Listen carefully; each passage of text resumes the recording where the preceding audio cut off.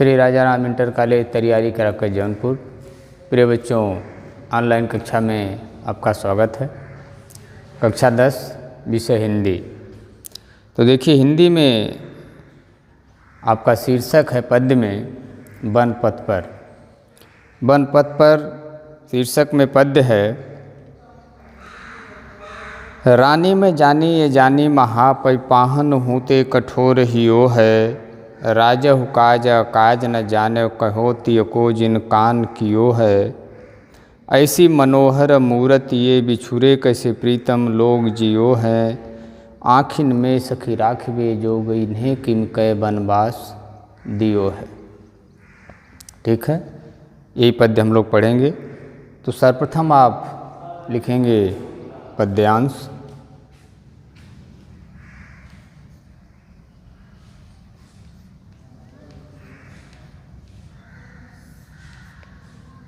शुरू का 2 शब्द, रानी में जानी।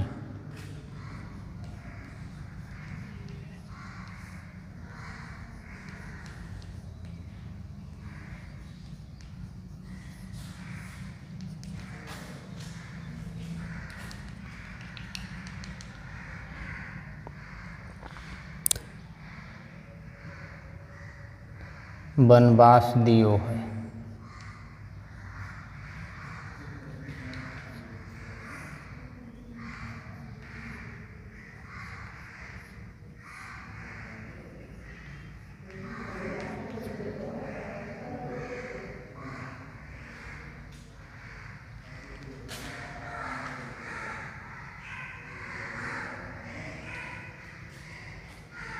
इसके बाद हेडिंग देंगे संदर्भ।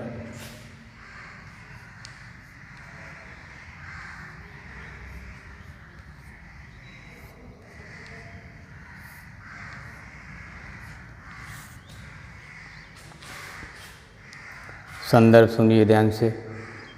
प्रस्तुत पद्य हमारी पाठ्यपुस्तक हिंदी काव्यखंड के वन पथ पर नामक पाठ से लिया गया है। इसके रचयिता गोस्वामी तुलसीदास जी हैं। संदर्भ फिर सुनिए। प्रस्तुत पद्य हमारी पाठ्यपुस्तक हिंदी काव्यखंड के वन पथ पर नामक पाठ से लिया गया है।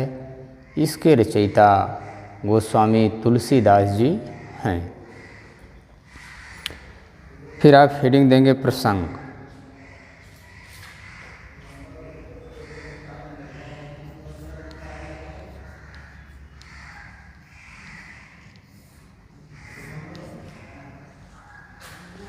प्रसंग सुनिए ध्यान से।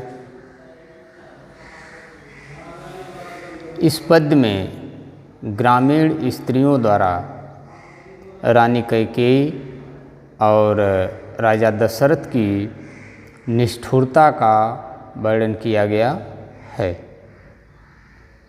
प्रसंग एक बार फिर ध्यान से सुनिए।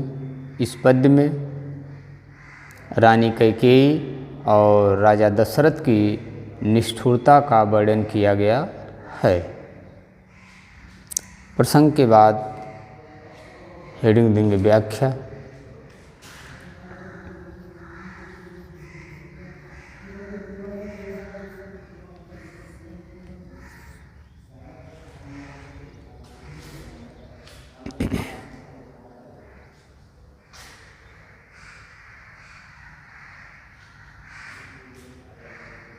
देखिए, रानी में जानी ये जानी महापैपाहन हूते कठोर हियो है। कवि कह रहा है कि वन गमन के समय ग्रामीण स्त्रियां आपस में कह रही हैं कि हे सखियों, मैं जानती हूँ कि रानी में जानी ये जानी महा। हे सखियों, मैं जानती हूँ कि रानी कैकेयी महान मूर्ख है तथा उसका हृदय वज्र से भी कठोर है। राजहु काज काज न जाने कहो तियको जिन कान कियो है। और राजा दशरथ उचित अनुचित का ध्यान नहीं दिए, भला अपनी पत्नी अर्थात रानी के कहने पर इन लोगों को वन भेज दिए हैं। ऐसी मनोहर मूर्ति ये बिछुरे कैसे प्रीतम लोग जीव है। ये तीनों मूर्तियाँ तो मन में बसाने के योग्य हैं, हमेशा अपनी आँखों के सामने रखने के योग्य हैं। इस समय इनके प्रियजन इनसे बिछुड़ करके अर्थात इन्हें वन भेज करके कैसे जीवित होंगे। आँखिन में सखी राखी में जोगी इन्हें किम कै बनवास दियो। ये तीनों मूर्तियाँ तो आँखों में बसाने के योग्य हैं, अर्थात हमेशा अपनी आँखों के सामने रखने के योग्य हैं। भला किस गलती के कारण इन्हें वन में भेजा गया है या वनवास दिया गया है। फिर ध्यान से सुनिए व्याख्या।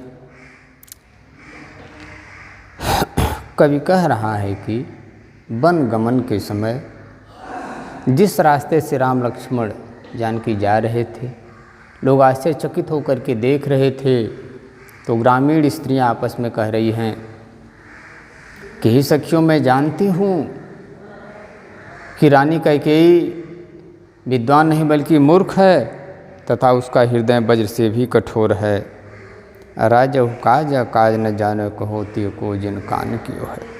और राजा दशरथ भी राजा होते हुए उचित अनुचित का ध्यान नहीं दिए, भला अपनी पत्नी अर्थात रानी के कहने पर इन लोगों को वन भेज दिए हैं। ऐसी मनोहर मूर्ति ये बिछुरे कैसे प्रीतम लोग जीव हैं। ये तो मन को मुग्ध कर देने वाली मूर्तियां हैं। इनके प्रियजन इनसे बिछुड़ करके अर्थात इनसे अलग हो करके इन्हें वन भेज करके इस समय कैसे जीवित होंगे। आँखिन में सखी राखिवे जोगी इन्हें किम कै वनवास दियो। ये तीनों मूर्तियां तो आँखों में बसाने के योग्य हैं, अर्थात हमेशा आँखों के सामने ही रखने के योग्य हैं। भला किस गलती के कारण इन्हें वन में भेजा गया है, अर्थात वनवास दिया गया है। फिर इसके बाद आप हेडिंग देंगे काव्यगत सौंदर्य।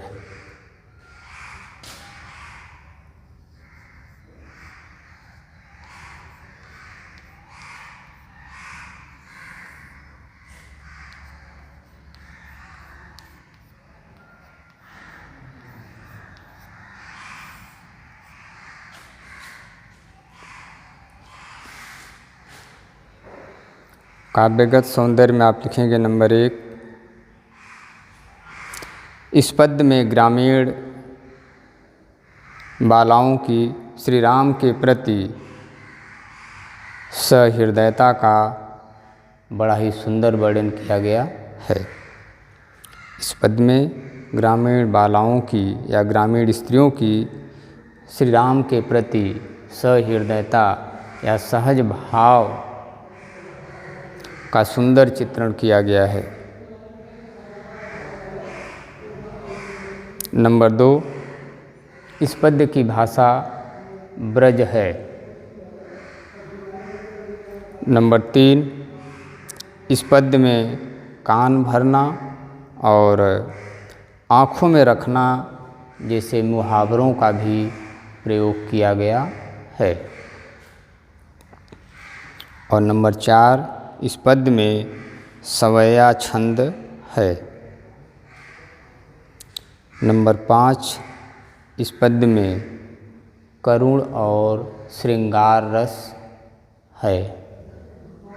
और नंबर 6, इस पद्य में रानी मैं जानी अजानी महा में अनुप्रास अलंकार है। काव्यगत सौंदर्य एक बार फिर ध्यान से सुनिए। इस पद्य में ग्रामीण बालाओं की श्री राम के प्रति सहृदयता का सुंदर चित्रण किया गया है। नंबर 2, इस पद्य की भाषा ब्रज है। और नंबर 3, इस पद्य में कान भरना और आँखों में रखना जैसे मुहावरों का सुंदर प्रयोग किया गया है।